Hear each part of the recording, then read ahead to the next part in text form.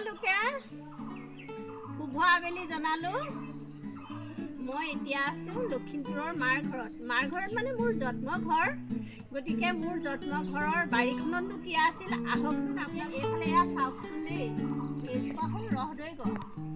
আমি সৰু হৈ থাকোঁতে অৱশ্যে গছজোপা সৰু আছিলে। এতিয়া চাওকচোন এই তলৰ পৰা ওপৰলৈকে কিমান থোপে লাগি আছে আৰু এজোপা খাবলৈ মিঠা। ব'লকচোন আৰু এজোপা দেখাওঁ। এইজোপা এথোকা সেই থোকা দেখিছেনে? সেইজোপা জাহাজী কল আৰু এইজোপা হ'ল বগৰীজোপাত ইমানেই বগৰী লাগি আৰু এইজোপা হ'ল বগৰী গছ। বগৰীজোপা আপোনালোকে চাওকচোন কেনেকুৱা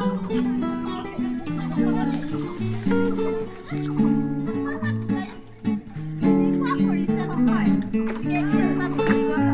ব'লকচোন আগলৈ আৰু কি আছে দেখুৱা।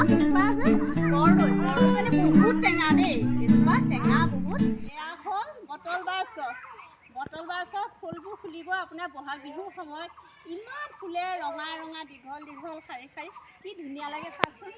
আমি তেতিয়া মানে গাভৰু হৈ আছিলোঁ, তেতিয়া এইখিনি যত্ন কৰিছিলোঁ। এতিয়া যিহেতু আমি বেলেগ এখন ঘৰলৈ বিয়া হৈ গ'লোঁ, এইখিনি যত্ন কৰা হেৰি নাই। গতিকে আপোনালোকক আমাৰ বাৰীখন দেখুৱালোঁ। কেনেকুৱা লাগিল ক'ব দেই গাইছ।